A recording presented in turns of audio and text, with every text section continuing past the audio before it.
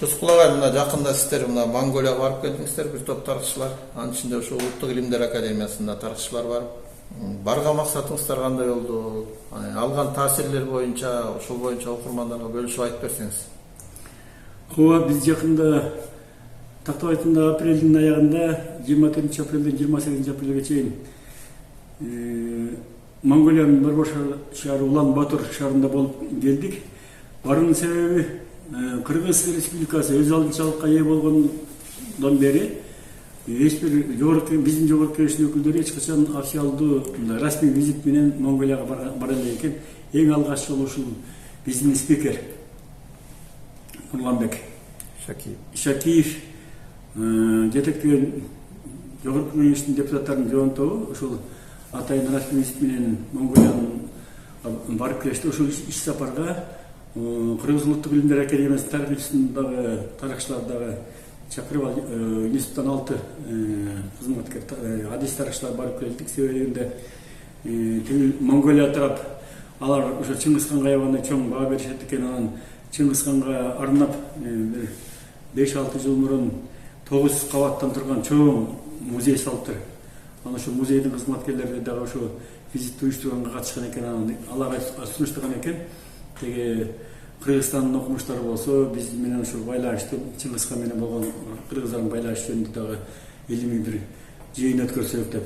Анан ал сунушту биз тарап кабыл алып, жогорку кеңеш Улуттук илимдер академиясынын кабар айтып, анан тарих институтунан ушул орто илимдер боюнча изилдеген атайын адистер 6 адам барып катышып келдик.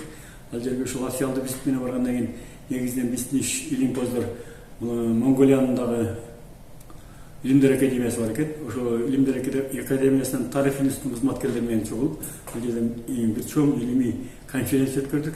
Конференциянын негизги темасы Чыңгыз хан жана анын урпактарынын кыргыздар менен болгон байланышы деген темада талкуу кылдык. Бизден барган 6 адистен ошо атайын даярданып барганбыз. Докладтар бар болчу, баяндамалар менен чыгып сүйлөдүк.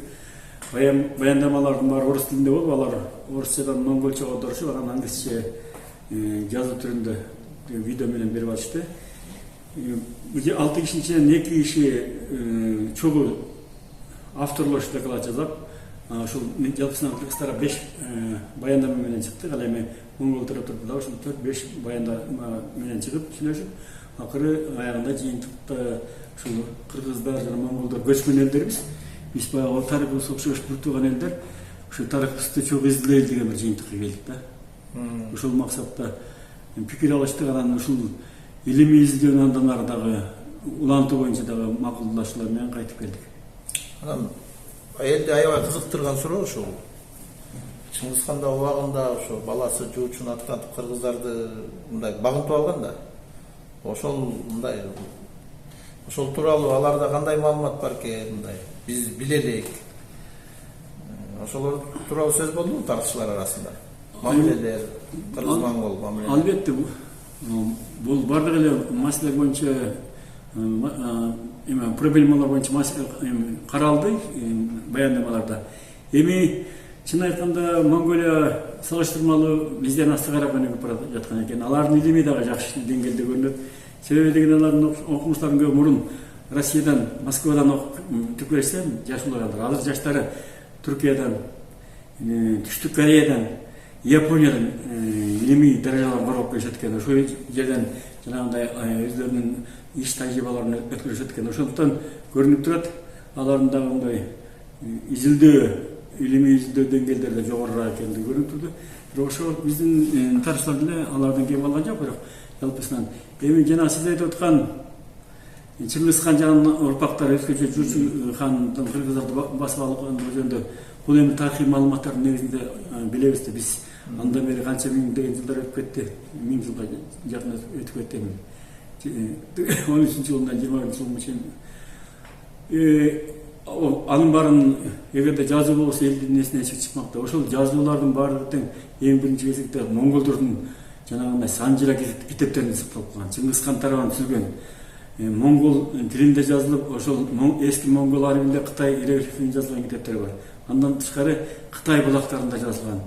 Анан ошол эле Чыңгыз хандын урпактарынын тапшырмасы менен фарсы окуучусу атайын жамаат тарыхтыят менен чоң чыгармаскан Рашид ад-Дин мемлекеттеринен биз ушул Чыңгыз хандын тарыхын билебиз да. Ошол китептерде Чыңгыз хан жаган урпактары кайсы элдерде кандай жол менен кандай болуп өздөрүнө караткандыгын кеңири баяндамалар берилет.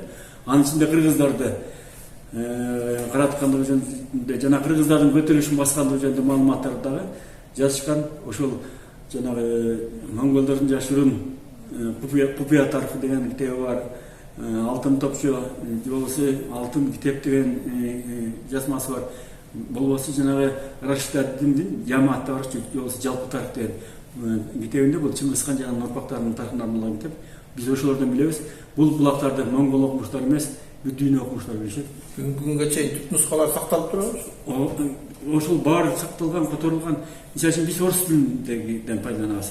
Монголдор ошол монголча жана кытай тилдеринен алышат. Кытайча да бар. Ошону сиздер бар түп нускадан көрө алдыңыздарбы? Монгол тарыхтары балким көрсөттү деген. Жок, түп нусканы биз бар экенин билебиз. Эми ал архивдик иште бир күндүк барып ал архивден караган эмес. Биз ошол түп нускадан которулган эле котормолор баардыгы тең белгилүү иштер. Эми алар деле эң жакшы билишет. Ошол кыргыздарды жана топой элдерин Чыңгыз хан өзүнүн улуу баласы Жүсүгө аскер баштатып жиберип, анан ошол аркылуу коштургандыгын. Эми ошол жерде менин илимий баяным Чыңгыз хан жана анын урпактары жөнүндө кыргыздардын Озеки фольклоруна сакталып калган маалыматтар жөнүндө баяндап бердим. Жана ошол кыргыздар менен монголдордун арасына кетишкен, аралашып кеткен урулук бөлүктөр жөнүндө айтып бердим. Ошондо кыргыздардын уламышында, фольклор уламышында эң биринчи Чыңгыз хан өз жөнүндө так маалыматтар сакталып калган эмес. Болгону Озеки ыр сыяктуу, комуз менен ырдалган күү сыяктуу Кет бука деген чыгармада муну айрымдары 19-мындагы аткарчылар Айхан десе, айрымдары Чыңгыз хан дешкен. Ошо Кет буканын жана санаттарында айтылат. Кет букада ошо Чыңгыз хан деген хан өзүнүн баласын, жалгыз баласын жолборс өлтүргөндөн кийин анан элдин баары коркуп бузулуп атканда Бука деген бир чоң талант киши келип, ал сөз менен айтпай, комуз менен, күү менен бузуп анан ошол ал Чыңгыз хан аны жаза элбей, жазалабай себебин ал ооз менен айтпагандыктан комузуна коргошун куюп өзүнүн болсо Кет Бука, кеби жаман ит Бука деп кууп ийген деген сыяктуу ошол уламыштык күүнүн тарыхы бар. Ошондон улам Кет бука аталып калган. Болбосо анын аты башка болчу. Ошондо гана кыргыздардын Чыңгыз хан жөнүндө эскерүүсү бар. Андан башка Аксак Кулан Жуучу хан деген уламыш сакталып калган. Ушу Айхандын же болбосо Чыңгыз хандын баласы ууга чыгып куландын арасына барып, анан бир куландын кууп баратып, анысы жаа менен атканда жарадар болду, ошого жетем деп барып жыгылып, анан арка мойну астында калып, ошондон каза болгондугу жөнүндө.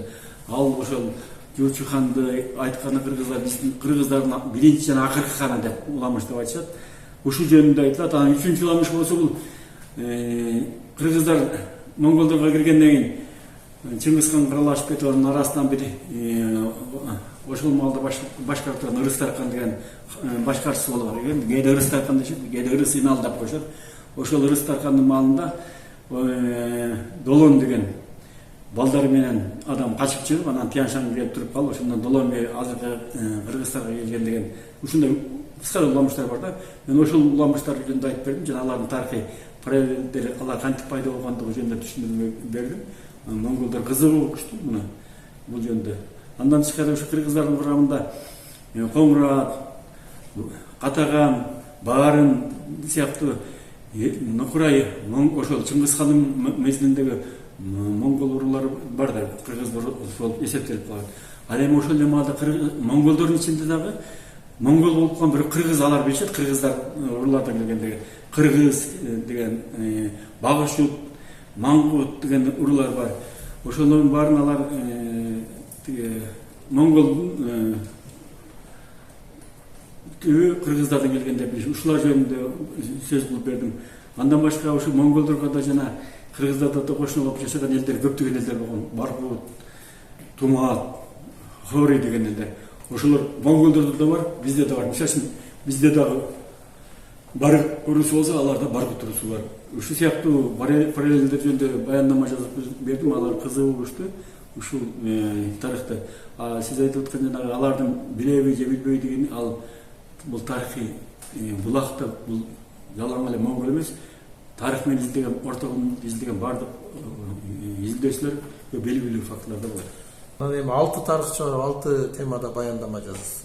Эми ошо 6 тема тигилерге мындай жаңылык эле болду болуш керек, чоң эле жаңылык. Кызыгуусу кандай болду? Алардын кабыл алуусу кандай болду? Мына сиз жана урлар боюнча айтканда аябай кызыгыштуу деп атпайсызбы? Башкалар дагы ушундай темаларда баяндамалышты да. Абдан кызыктуу. Алар дагы кунт коюп урушту. Биз дагы алардын айткан пикирлерин аябай кызыгып уктук. Бирок мен айткан жана талаш ушундан чыкты да. Биздин баяндамачылар, биздин жаш тарыхчылар, мисалы жерде биздин Кыргызбек Молдожусов деген жаш жигитибиз бар, аспирант бүтүп азыр ушу кандидаттыгынын үстүндө иштеп атат. Ошол жигит жанагы Ойрат биринде кыргыздар жөнүндө доклад кылып баяндаганда монголдун тарыхчылары окумуштарчы бул сиз жаңылып атасыз, бул кыргыз эмес, бул монгол деп ошондой полемика болду да. Мен ошондон улам жанагындай аларда да ушундай көз караш бар экен, көчмөндөрдүн баарын өздөрүнө алгысы келет экен деген пикир ошондон чыкты. Эми азыр көбүнчө жаштар дейли, көбүнчө жаштар ушу Чыңгыз хан ушу кыргыздарды ушу Ала тоого келип баскан деп түшүнөт да. Эми кийин угуп жүрөбүз да. Чынында кыргыздар алып кетти, Ала тоодо эмес болчу да. Ушундан баштап айтып берсеңиз, эми баягы кийинки жаштарга. Тарыхын изилдеп келгенде көбүнчө европалык окумуштуулар изилдешти. Анан ушу кыргыздын тарыхын жазма булактар боюнча изилдөө жүргүзүп, кыргыздардын өзлөрүнүн нукура баягы тарыхый түшүнүктөрүн же болбосо санжирасын эсепке алышкан жок. Андан тышкары ошол тарыхый жазмалардагы маалыматтарды жөн гана бир беткей үстүртөн карап коюшкандыктан бир аз өксүктөр бар да. Бул эми баарыбызга белгилүү. Бул мындай талашчы эле аксиома катары иш. Эми биз кыргыздардын тарыхына мындай токтолуп турган болсок ортогунда биз баарыбыз билебиз, кыргыздар Енисей боюнда Абакан өрөөнүндө жашаган деп. Эми ал жерде чын айтымда кыргыздар 6-кылымдан баштап эле жашаган. Абакандын боюнда Енисей деген дарыянын атын кыргыздар эч качан Енисей деп айткан эмес. Енисей деген бул кыргыздын сөзү эмес. Кыргыздар Кем деп айткан. Дарыянын аты Кемжут деп айтышкан. Бизден Кеме деген сөздөр ошол бар да, ушундай угулаш. Ошол Кем дарыясынын боюндагы жанагы азыркы Минүстүн өрөөнүндө жашагандыгын биздин 6-кылымдан баштап 9-кылымга чейин ошол жерде турушуп, анан 840-жылы Уйгур каганаты менен согушуп, 20 жылдык согуштан кийин Уйгур каганатын басып алып, анан Улуу Кыргыз дөөлөтүн түзүп Бартов жазат атпайбы? Ушул жерде мурунку изилдөөчүлөрдүн көпчүлүгү ошо бардык эле Минүстүндө жашаган кыргыздар Енисей кыргыздар деп жаза беришет да. Тарыхый булактарга карап койсок, Уйгур каганатынын борбору, азыркы Монголиянын борбору ушул Улан-Батордон бир аз күн батыш тарапта Кангай тоолорунда Орхон дарыясынын башында болгон. Ал жерде уйгурлардын борборшору Кара Балгас, жолчу Кара Балгас деп аталган. Аны монголдор Ордо балык деп коюшат. Ордо деген борбор, балык шаар. Борбор шаар деген. Ордо балык деген ат менен да белгилүү болуп кетти. Бирок ал өзүнүн нукураты Кара Балгас. Ошо Кара Балгасында уйгурлардын ханы турган, каганы. Ошо кыргыздар келип уйгур каганын талкалап атышат. Ошол каттарда көрсөтүлүп турат, биз уйгурларды Кара Балгасынан келип талкаладык. Аларды чакырдык. Эгерде чыкпасаңар шаарын талкалайбыз деп келип жеңип алдык, шаар талкаладык деп. Башкача айтканда Енисей өрөөнүнөн Кара Балгасында басып алды дейт. Эми Кытай булактары ушу Кара Балгасындан уйгурлардын борборунан Енисейге чейин кыргыздар жашаган жерге чейин 4 айлык жол деп беришет. Жанагы кербе менен. Ал эми кыргыздар уйгурларды талкалап алардын борборун басып алганда Кытай министринин жазган каттары бар. Ошол документтерде турат. Кыргыздар азыр ушул мурунку уйгурлардын жерин ээлеп алышты. Азыр элин баары көчүп келишти. Азыр кыргыздар Кара Балгасында мурунку уйгурлардын ордосунан 15 күндүк жерде деп турат. Башкача жанагы Тануала Тогуркасынын түштүк тарабында Монголиянын Кангай тоолорунда тургандыгын баяндайт да. Так ошол маалыматты көпчүлүк окумуштар мындай эле салган эмес, баары Енисей боюнда кыргыздар деп жаза берген. Демек баягы бул Чыңгыз ханга чейин эле, Чыңгыз хан хан болгонго чейин да кыргыздар ошо Монголиянын тегерегинде турган. Мен ошону айтып берем. Ошол 1840-жылдан тартып жылдын ортосунан баштап кыргыздар Енисей боюнан азыркы борбордук Монголиянын борбордук бөлүгүндө каңгай тоолоруна көчүп келишип, ошол жерде ээлегенден 100 жылга жакын 840 жылдан 923-24 жылга чейин ошол жерде жанагы улуу кыргыз каганаты түшкөн, ошол кыргыздардын ордосу ошол жерде болгон. Кара баласында. Башкача айтканда Чыңгызханга чейин эле Монголиянын борбордук бөлүгүндө каңгай тоолорунда кыргыздар турган. Муну кыргыздар да өздөрү аябай жакшы эстеп калышкан. Мисалы үчүн биздин фольклордук маалыматтарда кыргыздар кем-кемжиттен, Енисейден келгендиги жөнүндө эч маалымат жок. Бирок 19-жылдын аягында, 20-жылдын башында жазылган бардык маалыматтарда кыргыздарда аксакалдар жана санжыралар сураганда биз бияка келгенбиз дешет. Каяктан дегенде Алтай Каңгайдан келгенбиз дешет. Енисей бою эмес, Каңгай менен Алтай эстинде калган. Кыргыздар Алтай Каңгайдан келген деген көп маалыматтар бар. Ал эмес Белек Солтоноев Кызыл Кыргыз тарыхы китебинде жазганда мен көп адамдардан сурадым. Кыргыздар бул жерге Алтай Каңгайдан келгенбиз деп айтышат деген маалымат турат. Ушул жерден ушундан алып караганда биздин кыргыздар Каңгай жөнүндө аябай чоң түшүнүк бар. Алтай жөнүндө түшүнүк бар. Муну Манас эпосу башкарган бүткүл фольклор чындык экенин далилдеп турат. Манаста деле Манас Алтайда туулуп, Каңгайда барып согушуп, Каңгай үчүн бошотуш үчүн болуп атат да. Кыргыздардын жанагы мамлекеттик куруп турган жери Каңгай болгон. Ал жерден каракытайлар талкалагандан кийин Алтайга катышкан. Алтай болгондо бүт эле азыркы адамдар түшөт, Россиянын Алтай экен деп. Ал Россиянын Алтай кичинекей эле, Алтай тоосунун кичинекей бөлүгү түндүгү. Алтай тоосу эң узак созулуп жатат, түндүктөн түштүктөй. Бул Монголиянын батышында. Ошол Алтай, Монгол Алтайында Ыртыш деген дарыяга, ошо Ыртыштын боюнда кыргыздардын жашагандыгы жөнүндө маалыматтар бар. Мына ушул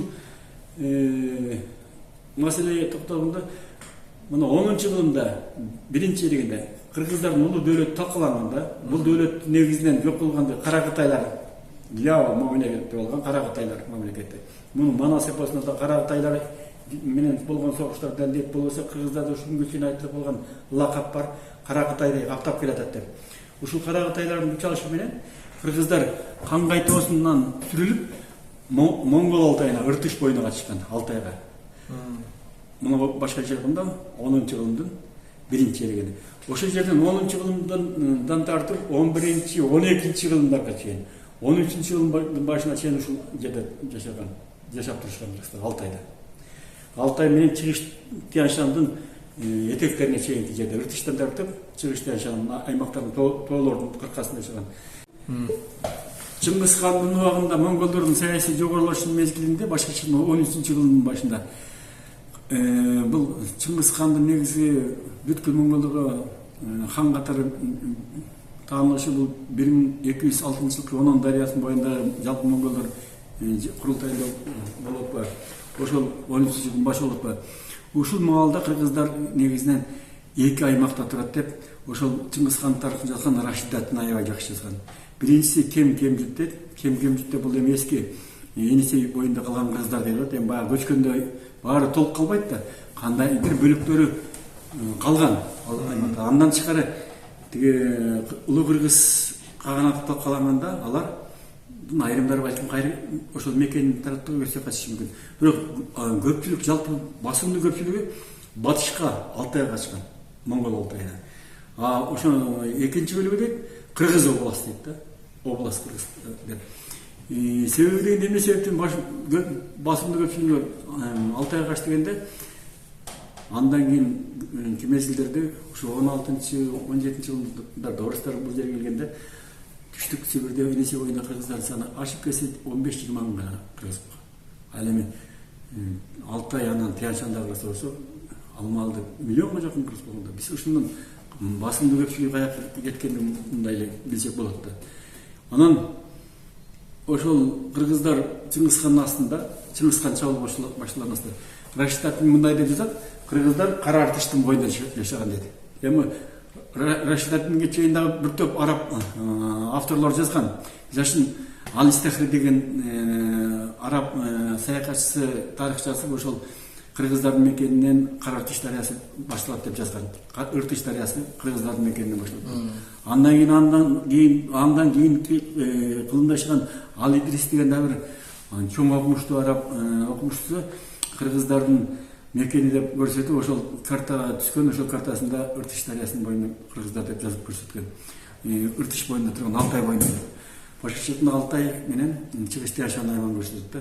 Таап ушул жерде тургандыгын Рашидаттын айтып, 12-жылында бул жерде кыргыздар менен наймандар согушуп, наймандар кыргыздарды сүрүп көгүртүш дейт ал. Көгүртүштү ээлеп алышты, кыргыздар болсо наймандардан сүрүлүп Алтайды көстөгүш дейт.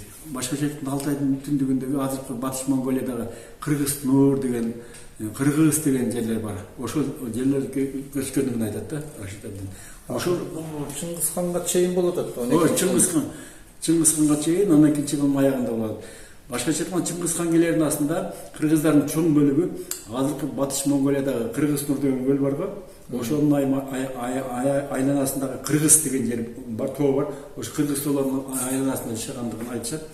Чыңгызхан монголдор келгенде Кыргыз область деген ушул аймак, монголдор келгенде ушул жерден кыргыздар тапкандыгы үчүн Кыргыз көлү, Кыргыз тоосу деп ошондон ат калган себеби дегенде монголдордун тилинде бул сөздөр. Башка тилде эмес. Монголдор ушу кыргыздар ошол жерден жолуккандыгын айтып турат да. Эмне үчүн буга чейин ушул бизде кыргыздар Энес айдан Алтайдан келди деп эле ошо Монголия айтылбайт да. Тарыхчылар эмне үчүн көңүл бурган эмес? Эми мен жогоруда да айттым. Ошону айтып атпаймынбы? Ушул жанагындай көпчүлүк изилдөөчүлөр, чет элкеликтер изилдегенде бул маселе каралбай келген. Бул маселеге көбүнчө билгин кыргыз тарыхчылар карады. Эми кыргыз тарыхчылардын ичинде да көп ар түрдүү көз карашты кармаган изилдеген изилдөөчүлөр бар да. Эми анын ичинде биздин академияда көп 30-40 жылдан бери ушул жерде иштеп келаткан адамдардын көбүндө ушундай изилдөөлөр бар, көптөгөн материалдар менен далилдегенбиз. Кытай булактарындагы маалыматтар, Озек фольклордук маалыматтар боюнча кыргыздар ушул жана Монгол Кыргыз областы дегенде ар кайсыга талаш кылып айтып жүрүшкөн. Ошол Батыш Монголия экендигин айтып келебиз. Ал эмес жанагы 3 томдук Кыргызстандын акыркы чыккан академик басылым 3 томдук биринчи томунда да жазганбыз. Негизинен бул жаңыдан эл арасына тарап келаткан идея. Баягы жокко чыгарылган фактылар, тарыхый булактар бар экен. Бар, жетиштүү экен. Жетиштүү эле далилденген. Ошол Батыш Монголияда турган себепти карап көрсөк, ошол аймакта өтө кызыктуу жер, жана тополим деп көрөсүз да, кыргыздар жашаган жерде. Ал жерде мисалы үчүн мына Кыргыз деген жердин аташы бар. Анан Кыргыз көл деп аталышат. Андан тышкары Каркыра деген тоо бар. Андан Хан Көкүй деп, башкача Көкөтөй